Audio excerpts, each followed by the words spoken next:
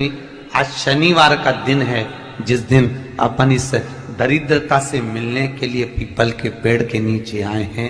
हिंदू धर्म में ये दिन पीपल के वृक्ष के लिए पूजनीय होगा। जो भी शनिवार के दिन पीपल के वृक्ष की पूजन करेगा, दूध चढ़ाएगा या मिष्ठान का भोग लगाएगा, लक्ष्मी और नारायण उसके घर में प्रवेश कर जाएगा।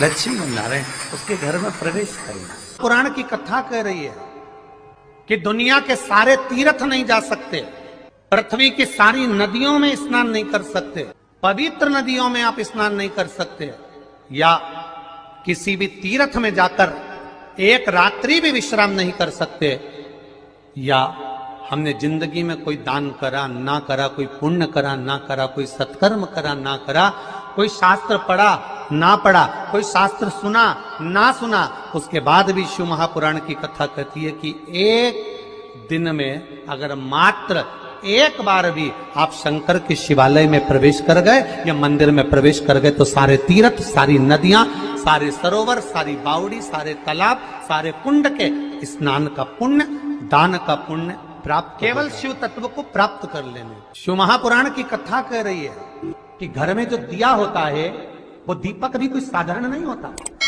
उस दीपक की भी महत्वता है, उस दीपक का भी वर्णन है। एक बात बहुत अच्छे से सुनिएगा, शायद आपकी जिंदगी को सवार, शायद आपके जीवन को। मेरी जीजियों, मेरे जीजाओं, मेरी बेटियों, बेटाओं, कभी मौका लगे, शंकर भगवान के शिवलिंग के पास में आप बैठे हैं, यहां तक शास्त्र कहता है कि घर में अगर किसी को बहुत तेज बुखार आ गया है, बहुत तेज बुखार, और बच्चा उस बुखार में तप रहा है, बहुत तप रहा है, मारा, तुम जिस दिए में भगवान की आरती उतारते हो, जिस दिए से तुम भगवान की पूजन करते हो, कभी मौका लगा और आप पूजन करने के लिए गए, कभी पूजन करें शंकर भगवान के शिवलिंग के पास में या शंकर भगवान के शिवलिंग के ऊपर कनेर का अगर पीला फूल देखा है ना आप लोगों ने, अरे बोलो तो जम के, देखा है? कनेर का यदि पीला फूल शिवलिंग के आसपास में या शंकर भगवान के ऊपर कहीं रखा हुआ भी दिख जाए, विषम परिस्थिति हो, बहुत हिम्मत ना हारते, कभी भगवान अकेले में एकांत में आप पहुंचे उनके पूजन के लिए, कनेर का पुष्प वहां रखा है, चाहे वो जलाधारी पर रखा हो, चाहे वो शिवलिंग के पास में रखा हो, शिवलिंग पर रखा हो, उस कनेर के पुष्प को अगर आप 5 जगह का स्पर्श कराकर अपने हृदय की बात कहकर वापिस महादेव को समर्पित कर देते हो तो भी मेरा महादेव तुम्हारे दुख का निवारण कर देगा। अब वो 5 स्थान, पहला गणेश जी का जो स्थान होता है वह जगह, दूसरा षडानंद कार्तिक, तीसरा अशोक सुंदरी वाला स्थान, चौथा जलाधारी जो ऊपर से बूंद बूंद जल नीचे गिरा रही है, जया, विषहरा, श्यामली बारी, दौतली, देव, शंकर जी की 5 बेटियों का, और 5वें नंबर का है शंकर भगवान के, जो कैसे वर्णन किया जाए, त्रिशूल के 3 भाग होते हैं। करें दर्शन आप लोगों ने, जैसे सामने त्रिशूल लगा है, इस त्रिशूल के ऊपर देखेंगे तो 3 भाग दिख रहे हैं, नजर आ रहे हैं सबको? त्रिशूल का जो 3 भाग होता है, उस 3 भाग का जहां ज्वाइंट होता है, जहां मिलता है, एक जगह पर देखो तीनों भाग एक जगह पर मिले हुए, 3 भाग का जहां मिलन होता है, 5वां स्थान, ये 5वां स्थान, यहां पर स्पर्श कराकर शिवलिंग पर अपनी कामना कर श्री शिवाय नमस्तुभ्यम कहकर बाबा से अपने मन की बात कहकर जो समर्पित कर देता है, हम 3 महीना भी नहीं कहेंगे, हम तो कहेंगे अगर ज्यादा दुख है 3 दिन इंतजार करना, मेरा बाबा उस दुख को मिटाए। 3 महीना बहुत दूर, पर करना है दिल से। और कई तरह के दीपक होते हैं, दीपक का भी विधान वर्णन किया गया, उस दिए का भी वर्णन किया गया। यहां तक शास्त्र कहता है कि घर में अगर किसी को बहुत तेज बुखार आ गया है, बहुत तेज बुखार, और बच्चा उस बुखार में तप रहा है, बहुत तप रहा है, तुम जिस दिए में भगवान की आरती उतारते हो, जिस दिए से तुम भगवान की पूजन करते हो, उस दिए की बत्ती को नीचे डाल दीजिए और उस दिए को पानी की बाल्टी में धो दीजिए। कौन सी बाल्टी में? जिस बाल्टी के पानी से आप बच्चे को स्नान करा सको, केवल भगवान पर से ले जाकर, पास में से ले जाकर उस बाल्टी में थोड़ी देर डाल दो और उस बाल्टी के पानी से उस बच्चे को स्नान करा दीजिए। 15 से 20 मिनट, आधा घंटा लगेगा बच्चे का। बड़ी बेचैन दिख रही हो तुम, क्या बात है? पार्वती जी कहती है देवव्रत कश्मीर प्रदेश का एक भक्त देवव्रत बेलपत्री के वृक्ष के नीचे बैठकर आपका मंत्र जाप कर रहा। मैं आपको जगाना नहीं चाहती थी, पर बेलपत्री के वृक्ष के नीचे लक्ष्मी झाड़ू लगाती है, सरस्वती वीणा बजाती है, इंद्राणी उस बेलपत्री के वृक्ष के नीचे जल का सींचन करती है, 33 कोटि देवी देवता उस बेलपत्री के वृक्ष की जड़ में विराजमान होते हैं।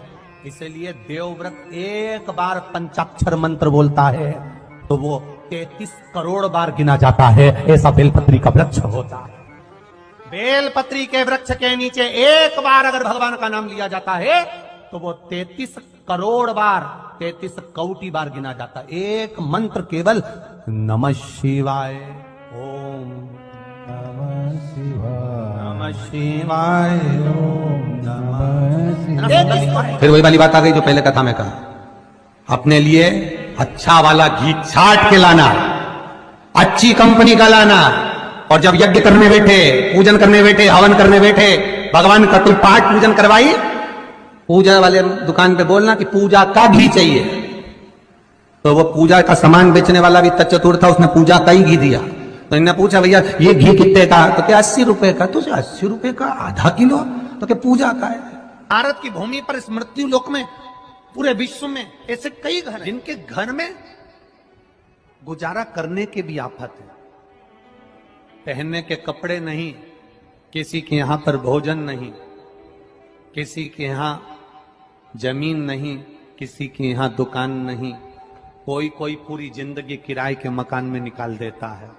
नहीं, मेरा एक निवेदन है, इस कथा को जितने छत्रपति संभाजी नगर के श्रोता भाई बहन श्रवण कर रहे हैं उनसे निवेदन करूंगा, आप हाथ का ठेला लगा रहे हो, सब्जी का ठेला लगा रहे हो, फल का ठेला लगा रहे हो, धक्के की जिंदगी जी रहे हो, दरवाजे पर बैठे हो, कहीं ना कहीं तुम दास्य भाव की जिंदगी जी रहे हो, तकलीफ में जिंदगी जी रहे हो, बहुत दुख की जिंदगी जी रहे हो, बहुत कष्ट की जिंदगी जी रहे हो, उनसे केवल निवेदन करूंगा 3 महीने 2 जगह पर जल चढ़ाना प्रारंभ कर दीजिए। केवल 3 महीने, एक शंकर भगवान के शिवलिंग पर, दूसरा बेलपत्री के पेड़ के नीचे, 2 जगह पर जल चढ़ाना 3 महीने लगातार चालू कर दो। बाबा तुम्हारा हाथ पकड़कर तुम्हें उन्नति की सीढ़ी पर चढ़ा देगा। हमें कोई चमत्कार करना नहीं आता, और ना हम कोई तंत्र विद्या या मंत्र विद्या जानते हैं, ना हमारे पास में बेल है, ना हमारे पास में भभूति है। हमारे पास में तो केवल शिव का नाम है। आप श्री शिवाय नमस्तुभ्यम बोलो, ओम नमः शिवाय बोलो, नमः शिवाय बोलो, चाहे महामृत्युंजय मंत्र बोलो, उसका स्मरण करते करते भगवान शंकर के शिवलिंग पर जल, और उसी पात्र में जो जल तुमने शंकर जी को चढ़ाया उसमें से बचा हुआ थोड़ा सा जल बेलपत्री के पेड़ के नीचे चढ़ाना प्रारंभ कर दो। अलग से बेलपत्री के पेड़ के नीचे चढ़ाने के लिए अलग से लोटा भर के जल जरूरत नहीं पड़ेगी। जो तुमने शिव जी को जल चढ़ाया, जो तुमने देवाधिदेव महादेव को जल चढ़ाया, बस उसी पात्र का जल शंकर जी को चढ़ाओ, उसमें से बचा हुआ थोड़ा सा जल बेलपत्री के वृक्ष के नीचे चढ़ाना प्रारंभ करना। कौन सा बेलपत्री का वृक्ष? जिसकी छाया आपके ऊपर आ रही हो। शिव महापुराण बड़ी सुंदर बात कहता है, ध्यान दीजिएगा। जिस बेलपत्री का पौधा तुम्हारे सिर का, और ये दोनों हाथ ऊपर कर लो, अपन खड़े हुए और खड़े होकर दोनों हाथ ऊपर करे, इतना बड़ा बेलपत्री का पौधा है, उस बेलपत्री के पौधे की पत्ती को कभी तोड़कर शंकर जी को नहीं चढ़ाना चाहिए। ध्यान रखना, कितना बड़ा पौधा। आप खड़े हो जाओ और खड़े होने के बाद आपका हाथ ऊंचा कर लेना, इतना बड़ा पौधा है, उस पौधे की पत्ती बेलपत्री को तोड़कर शंकर भगवान को कभी नहीं चढ़ाना। शंकर भगवान को उस बेलपत्री को, उस वृक्ष की पत्ती को तोड़ना चाहिए जो वृक्ष तुम्हारे हाथ से थोड़ा सा ऊंचा हो, जिसके लिए तुम्हें हाथ और ऊंचा करना पड़ रहा हो। जैसे एक बच्चा अपनी मां की गोद में बैठने के लिए दोनों हाथों से उचकता है, आवाज लगाता है, उचकता है, आवाज लगाता है, हाथ ऊपर करता है, तो मां उस बच्चे को गोदी में ले लेती है। उसी तरह उस बेलपत्री के वृक्ष की पत्ती तोड़ना चाहिए जिसने थोड़ी उन्नति कर ली हो, जो थोड़ा ऊंचा हो गया हो। तुम उसको पाने का प्रयास करो तो भगवान भी तुम्हें अपनी गोदी में ले ले। ऐसे वृक्ष की तुम छोटा सा पौधा, बिल्कुल जरा सा पौधा, उसी की पत्ती तोड़कर महादेव को चढ़ाओ। यदि बेलपत्री का पेड़ आपके यहाँ है और मान लो कई लोग बेलपत्री गमले में लगाते हैं या छत के ऊपर लगा देते हैं, बेलपत्री का वृक्ष जो होना चाहिए वो घर के ठीक पीछे या बेलपत्री का वृक्ष अगर पीछे नहीं है तो आप अपने घर से जब बाहर निकलते हैं तो राइट हैंड की ओर बेलपत्री का वृक्ष होना। आप जब घर से प्रवेश कर रहे हैं बाहर की ओर निकल, वो सुख का अनुभव करें। यदि घर से निकलते समय बेलपत्री का पेड़ लेफ्ट में अगर आता है, आप जिस घर से निकल रहे हो लेफ्ट में अगर बेलपत्री का पेड़ आता है तो आप 1 रुपए कमाएंगे, 1.25 रुपए खर्च होगा, पैसा हाथ में टिकेगा नहीं। घर में 10 लोग भी कमा रहे हैं तो पैसा घर में दिखेगा नहीं, आएगा जरूर, सारे काम होंगे पर टिकेगा नहीं। यदि लेफ्ट राइट भाग का बेलपत्री का वृक्ष घर में लगाओ तो घर के पीछे के हिस्से में लगाओ, और ऐसी जगह नहीं लगाना कि जहां पर बेलपत्र में गंदा पानी जाए या कोई गंदी वस्तु। 33 करोड़ देवी देवता बेलपत्री के पेड़ के नीचे सोमवार के दिन, कोई रविवार के दिन, कोई मंगलवार, कोई बुधवार, कोई गुरुवार, कोई शुक्रवार, कोई शनिवार के दिन बेलपत्री के नीचे आकर 33 करोड़ देवी देवता हो तब करते हैं, साधना करते हैं। एक बेल चौकी ऐसी होती है, शंकर पर अगर चढ़ी हुई है तो वापिस उतार कर धोकर फिर शिव को चढ़ा सकते। किसी व्यक्ति से कोई काम करवाना है, वो काम नहीं कर रहा, कोई फाइल आगे नहीं बढ़ रही है, कोई कार्य अटक रहा है, या फिर कहीं रुपया पैसा अटक गया हो, नहीं निकल रहा हो, तो एक जल के पात्र में जल भरकर 5 बेलपत्री शिव जी को समर्पित कर कुंदकेश्वर महादेव का नाम लेकर एक सफेद पुष्प बेलपत्री के ऊपर जो शिव जी को चढ़ाई है उस पर समर्पित कर जल जो लेकर गए हो, अपनी उस कामना को कर कि मेरा ये कार्य अटक रहा है, ये कार्य नहीं हो रहा, कुंदकेश्वर महादेव का नाम लेकर धीरे धीरे जल की धार चढ़ाइए। और एक बात हमेशा याद रखना, फिर निवेदन कर रहे हैं, अच्छे से समझ लेना, शंकर जी पर जब जल चढ़ता है, शिव जी का जब अभिषेक होता है, शंकर जी पर जब जल चढ़ाया जाता है, दूध चढ़ाओ, जल चढ़ाओ, कुछ भी चढ़ाओ, पर एक बात का स्मरण अपने जीवन में होना कि इतने ऊपर से मत चढ़ाना कि जल चढ़े और छींटे आपके ऊपर। बहुत ध्यान दीजिएगा। हाँ, तो यहाँ तक वर्णन करा गया है कि शंकर जी का जल चढ़ा हुआ जहां से बहकर जाता है ना, उसको लांगा तक नहीं जाता। यहाँ लांगते हैं क्या? नहीं ना, परिक्रमा भी करेंगे तो वहीं से लौट कर वापिस उधर जाएंगे। शिव जी का जहां से जल बहकर जा रहा हो, चढ़ा हुआ जल जहां से बहकर जा रहा हो, उसको लांगा तक नहीं जाता। और कई लोग बड़े बड़े आनंद में शंकर जी पे इतनी ऊपर से जल चढ़ाएंगे तो वो छींटे पूरे अपने ऊपर आना चाहिए, शरीर पर आना चाहिए। नहीं, उसका दोष है हमारा, उसका दोष है। आप भगवान को अगर जल चढ़ाओ, दूध चढ़ाओ, तो मान लो अगर जैसे एक सरल भाषा में समझ लो और अच्छे से, कि जैसे ये शिवलिंग है शंकर जी का, ये शिवलिंग है, और आप जल चढ़ा रहे हो तो इतनी ऊपर से छोड़ोगे तो पानी का छींटा तो अपने ऊपर आएगा, पर वही जल, वही दूध, वही सामग्री आप शिवलिंग से थोड़ी सी दूरी बनाकर अगर आप समर्पित करेंगे तो बाबा उसको स्वीकार भी करता है और आनंद की अनुभूति भी होती है। कार्य में सिद्धता, कार्य में उसकी सिद्धता भी। आइए भक्तों, आज सुनते हैं तुलसी माता की चालीसा। यह चालीसा सुनने से होती है हर रोगों से मुक्ति, मिलती है सुख समृद्धि का आशीर्वाद। तो एक बार बोलिए प्रेम से विष्णु भगवान की जय, तुलसी माता की जय, भगवती माता की जय। श्री तुलसी महारानी करो विनय सिरनाय, जो मम हो संकट विकट दीजे मात नसाय। नमो नमो तुलसी महारानी, महिमा अमित न जाए बखानी, दियो विष्णु तुमको सम्माना, जग में छायो सुयस महाना। विष्णु प्रिय जय जयंती भवानी, तिहु लोक की हो सुख खानी। भगवत पूजा करे जो कोई, बिना तुम्हारे सफल न हो। जिन घर तब नहीं होए निवासा, उस पर करे विष्णु नहीं वासा। करे सदा जो तब नित सुमरन ते ही के काज होए सब पूरन। कार्तिक मास महात्म्य तुम्हारा जाको जानत सब संसारा। तब पूजन जो करे कुमारी पावे सुंदर बर सुकुमारी। करे जो पूजा नित प्रति नारी सुख संपत्ति से होए सुखारी। वृद्धा नारी करे जो पूजन मिले भक्ति होवे पुलकित मन। श्रद्धा से पूजे जो कोई भव निधि से तर जावे सोई। कथा भागवत यज्ञ करावे तुम बिन नहीं सफलता पावे। छायो तब प्रताप जग भारी ध्यावत तुम्हि सकल चितधारी। तुम्हि मात यत्र तंत्र में सकल काज सीधे होवे क्षण में। औषधि रूप आप हो माता सब जग में तब यश विख्याता। देव ऋषि मुनि और तपधारी करत सदा तब जय जयकारी। वेद पुराणन तब यश ज्ञाया महिमा अगम पार नहीं पाया।